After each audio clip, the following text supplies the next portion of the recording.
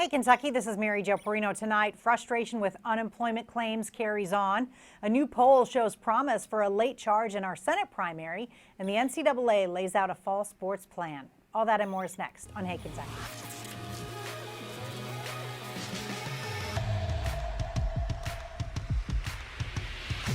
Welcome into Hey, Kentucky with LEX 18 Sports Director Keith Farmer. We've got, some sports stuff to talk about tonight, which is nice. A little bit, yeah, a little bit more, even in a typical summer kind of day. So, yeah, it's good. It's good. But we have to start with this. This was crazy. The issues with the Kentucky's handling of the unemployment crisis during COVID-19 continue to hit a fever pitch in Frankfort. Applicants have been allowed to show up at the Capitol to submit their claims in person this week, with largely disappointing results. Yesterday, people cheered as those before them came out of the office with their claims resolved.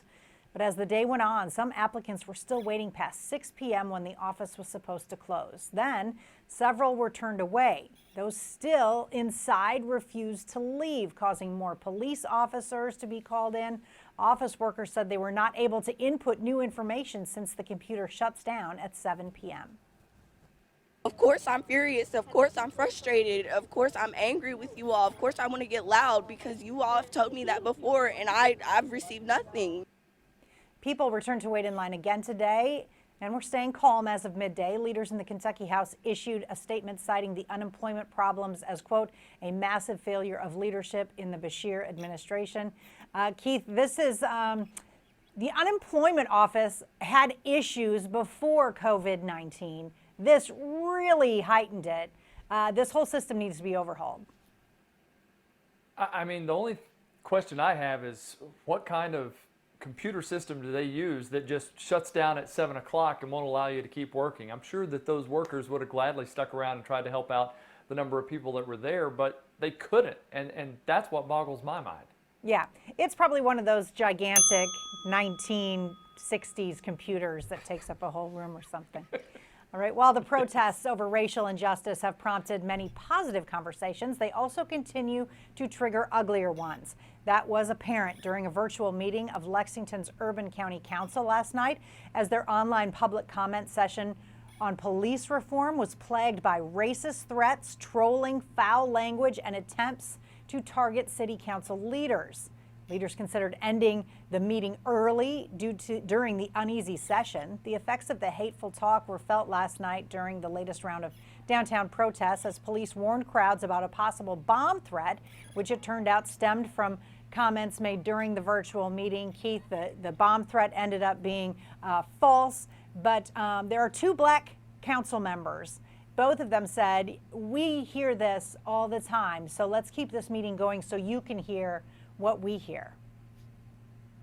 Yeah, I'm sure it was an eye-opener for those that were sitting there. There were probably, the white council members, those in the crowd who were, or at least on the Zoom call, and now they get to see what that feeling is like that those two talked about. They feel every day.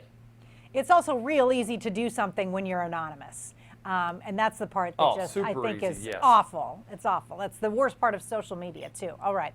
In Louisville, a city councilman is drawing critics on Twitter after weighing in on the story of a car hitting a protester yesterday morning. And we want to warn you, this video is pretty jarring. Surveillance video released by the LMPD shows the car hitting a man, sending him flying into the air.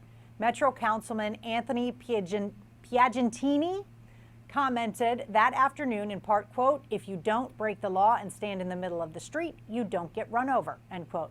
He later sent another tweet saying that driver is allowed to flee for his or her life, and he advocates protesters obeying the law. Keith, just probably when are people going to realize, don't say stuff on Twitter? It's why? Yeah. I mean, and he even said he's not taking it down because he wants to be transparent and he wants everybody to know what he was thinking, and that's why he's leaving it up there. These are the kind of protests, though, that I'm not understanding why they're totally blocking up.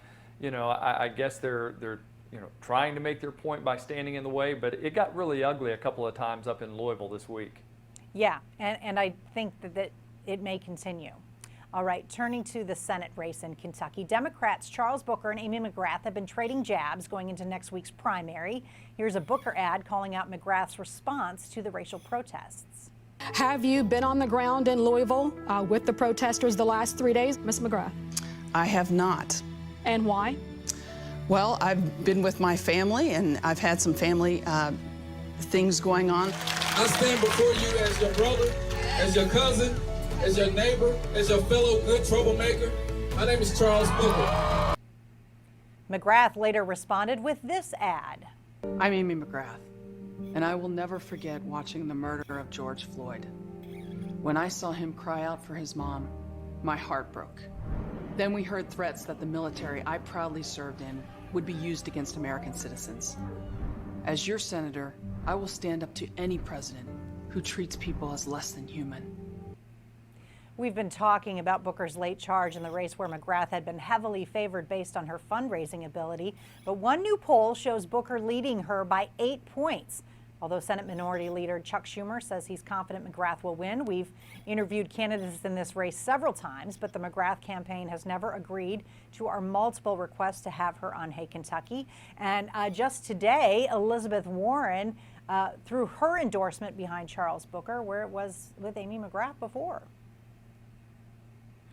I really believe had she shown up to one protest, been seen there, I'm sure it would have been videotaped. This might be a little bit different, but the shakiness in her voice answering that question that you heard at that debate, and the fact that she didn't, and you have the video of Booker right downtown Louisville, I think that's what's really flopped this race. It's resonating. I will mention, though, that in that poll we talked about, neither Amy McGrath or Charles Booker have a lead over Mitch McConnell. He is still leading the way. Turning to sports, the NCAA has approved a 6-week preseason practice plan that would lay the groundwork for college football beginning on time. The football plan calls for strength workouts and film study with coaches beginning July 13th for teams whose seasons are set to start September 5th. Enhanced training begins July 24th, and preseason camp will then begin August 7th.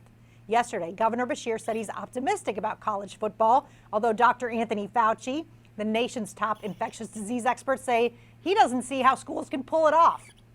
As for college hoops, men and women's coaches will be allowed to interact with their teams beginning July 1st, and on July 20th, they can begin instruction. On the first day of school, which is August 17th in Kentucky's case, athletes can begin out-of-season workouts. Preseason practice can start 42 days before the opener. Keith, a plan is now in place. Yeah, but Dr. Fauci, look. I know. All right. We don't need to hear any of this anymore. It is a plan in place. I think it's a safe plan to see how we can get things started. Sure, it may get interrupted, but I think at least we have a view of what it might look like for college football and college basketball now. I think we got to try. I'll listen to Dr. Fauci about anything, but I want college football. All right, on the pre-college level, sports will be allowed to resume at Fayette County high schools June 29th. The district says fall sports, including cheerleading, cross country, dance, golf, soccer, volleyball, and football, can resume practice that day. The rest of the high school sports and middle school sports will pick up practice July 6th. The district is preparing guidelines, which will be handed out to all student athletes and their families. And Keith, these guidelines are pretty specific.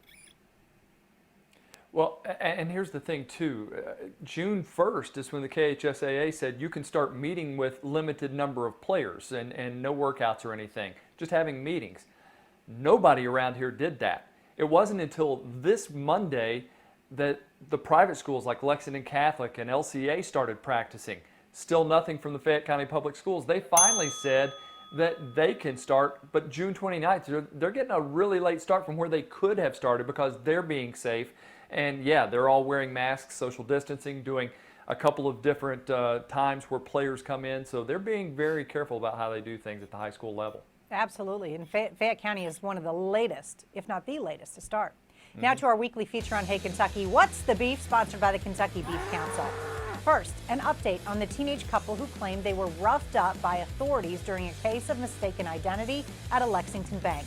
The lawyer for Gage Sloan and Elena Perez says he will file a lawsuit against Lexington Police and Kentucky State Police for police brutality. And in Louisville, attorneys for the family of Breonna Taylor have filed motions in her wrongful death lawsuit to hold city employees in contempt for failing to turn over records related to her March shooting death by LMPD officers. The lawyers claim that police and city officials have ignored subpoenas and unlawfully denied open records requests. That's tonight's edition of What's the Beef? Up next on Hey Kentucky, we'll check in with a political expert from UK. Josh Douglas will share his thoughts about the unique process leading up to next week's delayed primary. Stay with us.